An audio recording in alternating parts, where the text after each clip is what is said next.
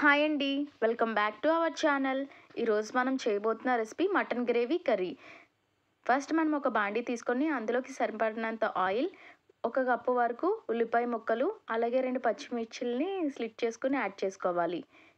ఉల్లిపాయలు అనేవి బాగా మగ్గిన తర్వాత అందులోకి 1/2 టీ స్పూన్ పసుపు యాడ్ చేసుకోవాలి. అలాగే 2 టీ స్పూన్ల అల్లం వెల్లుల్లిపాయ పేస్ట్ యాడ్ చేసుకొని పచ్చివాసన పోయేంత వరకు బాగా ఫ్రై అవ్వనివ్వాలి. ఈ విధంగా అల్లం వెల్లుల్లిపాయ పేస్ట్ పచ్చివాసన పోయేంత వరకు బాగా ఫ్రై చేసుకోవాలి. ఇప్పుడు ఇందులోకి ముందుగా మంచిగా శుభ్రం చేసి పెట్టుకున్న మటన్ అనేది యాడ్ చేసుకోవాలి. ఇప్పుడు ఇందులో మటన్ని వాటర్ ఏమీ యాడ్ చేయకుండా ఆవిరితో బాగా ఉడకనివ్వాలి. ఈ విధంగా మటన్లో ఉన్న వాటర్ అంతా బయటకు వచ్చేలాగా బాగా కుక్ అవనివ్వాలి. ఈ విధంగా మటన్ అనేది బాగా కుక్ అవనివ్వాలి, బాగా మిక్స్ చేసుకుంటూ. ఇప్పుడు ఇందులోకి మసాలా పేస్ట్ అనేది యాడ్ చేసుకోవాలి.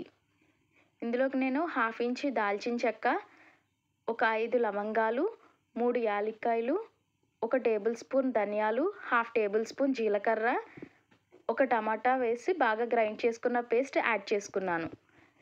ఇప్పుడు మసాలా అంతా కూడా బాగా మగ్గనివ్వాలి. ఇప్పుడు ఇందులోకి సరిపడినంత కారం యాడ్ చేసుకొని బాగా మిక్స్ చేసుకోవాలి. ఇప్పుడు ఇందులో ఉన్న నూనె పైకి తేలేంత వరకు బాగా కుక్ అవ్వనివ్వాలి. ఈ విధంగా కుక్ అయిన తర్వాత అందులోకి సరిపడినంత వాటర్ యాడ్ చేసుకొని బాగా మిక్స్ చేసుకోవాలి. సరిపడినంత సాల్ట్ కూడా యాడ్ చేసుకోవాలి. మటన్ కుక్ అవ్వడానికి కొంచెం వాటర్ ఎక్కువగానే పడుతుంది. ఈ విధంగా లిడ్ పెట్టుకొని బాగా కుక్ అవ్వనివ్వాలి. ఈ విధంగా బాగా దగ్గరికి ఎగరనివ్వాలి. ఫైనల్గా కొత్తిమీర వేసుకొని స్టవ్ ఆఫ్ చేసుకోవాలి. మటన్ గ్రేవీ కర్రీ అనేది మనకి రెడీ అయిపోయింది. ఇది చపాతీలోకి, వైట్ రైస్లోకి, బగారా రైస్లోకి అన్నిటిలోకి మంచి కాంబినేషన్. మటన్ కర్రీ అనేది రెడీ అయిపోయింది. Thank you for watching.